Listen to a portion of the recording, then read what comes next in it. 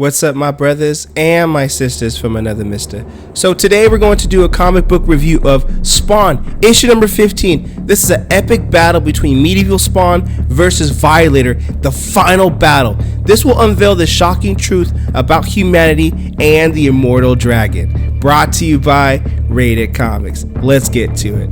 I know it sounds kind of weird, but just stick with me to the end of the video regarding that video title. So we continue the story from our last issue where the Violator tells a group of young boys how he annihilated Spawn Wizard, Medieval Spawn. So whenever I say Spawn Wizard, just know that it's Medieval Spawn for the sake of storytelling, because that's what Violator's calling him. So Violator tells the group of boys that he annihilated Spawn Wizard when he started releasing flames from his mouth. And once that happened, Spawn Wizard was incinerated and was nowhere to be found. The fact is that this wasn't the true story that the Violator told the boys. So the reason why the Violator was telling the false story was because on his last mission, the Violator's orders were to provoke Spawn, pick a fight with Spawn, and now we're talking about Al Simmons Spawn, and force him to use or experiment with this power so Spawn's power meter will go down to zero. It would result in his second death quicker. That's what Bolger wanted, because when Spawn's power meter goes down to zero, second death goes to hell, take over my army, son. So Violator decided to attack the mob and go on a killing spree by removing their hearts. He hoped it would spawn a three-way attack on Spawn with the mob and the police department. Police department, mob, and Spawn all in the triangle attack. He figured with all those attacks, it would fuel more souls for hell. In actuality, the opposite happened. Violence and killing slowed down, and that pissed off Bolger, because for evil to prosper, violence and death must take place, and Violator's action put those events on pause. So, as an act of redemption, if you will, Violator wants to boast himself up to those kids, and they get inspired. He thinks it'll earn himself back in the good graces of his boss. The boys were kind of impressed with him, but at the same time, after he spilled all the details, then they were not impressed with them. The Violator continues that he had to poke around to know Spawn was dead and he wasn't pretending. Now we're going back into storytelling mode. His body isn't there anymore, which convinces the Violator that Spawn Wizard is no more. The Violator then moves in to get rid of the Mother Witch for good. Keep in mind, that's fine, Mother Witch. You know, you get the gist of the story that it's just not true, but we're gonna go with it. So Mother Witch, she begs the Violator to stop doing what he's doing, but the Violator feels something is wrong. He felt it, but couldn't put his finger quite on it. He then proceeds to cut the mother's cheek with this claw. Now from nowhere, we see Spawn Wizard cut off the Violator's finger and threatens him. Silent attack style that screams, "I got you, sucker."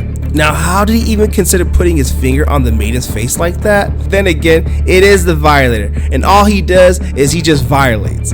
Spawn Wizard then proceeds to attack the Violator with his sword, as he brags that the maiden is everything good that has ever happened to him. And bringing her pain is one of the biggest mistakes the Violator has ever made. Spawn Wizard tells the Violator to tell his master that he will never be his puppet. Even though he tried many times to acquire Spawn Wizard services, it has yet to happen in the past and will never happen in the coming time either. So Violator tells the kids that their epic battle continues with their superior skills, and that he was quickly able to overcome the witch. The fine witch, I should add. He had to overcome her spells and all that kind of stuff. You know, yeah, all that kind of bull jive, right? Violator picks up an entire tree and swings at Spawn Wizard. He misses, he gets out of harm's way. Violator claims he doesn't know how much longer he can last in this fight. He claims to withstand blow after blow to talk about their epic standoff. Spawn Wizard continues to slice away the Violator using the sword, as his claws seem to have no impact. Breathing fire at him was the only type of attack that he hadn't tried on him yet. He had to be careful though when to do it, because the Violator needs the Spawn Wizard to be closer for the flames to be effective. All the fire attack did was burn the symbiote on the surface, but not the flesh underneath, and this Hellspawn still got some fight in him. So the tide shifted in favor of Spawn Wizard, as the Violator could not get an opening. We get to know that the story told by the Violator to the boys is obviously false. So I'm just going to reiterate that, but for the sake of storytelling, we're just going to go with it. So as the Violator was the one who destroyed all those villages and preyed on those flesh children. Just reminding you of all that. If you've forgotten or didn't watch Spawn issue number 14 video, check that out. So when Violator has a Spawn Wizard in a position where Violator is about to get the upper hand, Spawn Wizard asks, what kind of monster eats the hearts of children? The Violator dives into great details of how the hearts of adults are much tastier than children's. Children's hearts are not nearly as ripe, and Spawn Wizard gets pissed. Suddenly, the Violator finds an opening for himself and breathes fire on Spawn again. What we see next is nothing short of comic book gangster in pure art form. Emphasis on the ness for sweetness.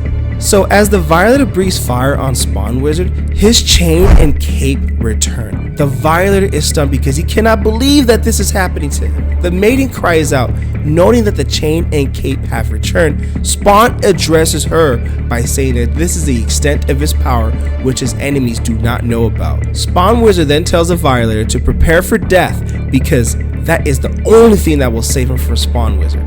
So he chops up the Violator's head, screaming that he will return him to hell. Now we're going to take a moment and just enjoy this panel right here.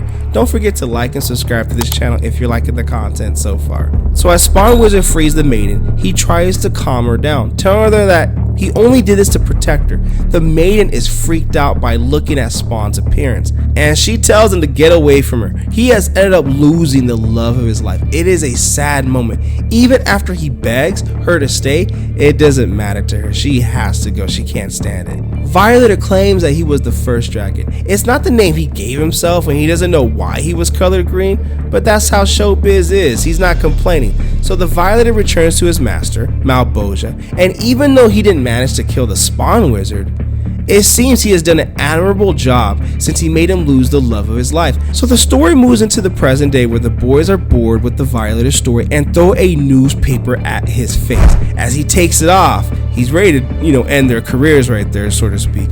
He reads the headline mentioning Vito Gravano being involved in some killings, and the Violator knows he made those killings. So he decides to visit Gravano by himself. Ain't no way he's taking credit for all those kills.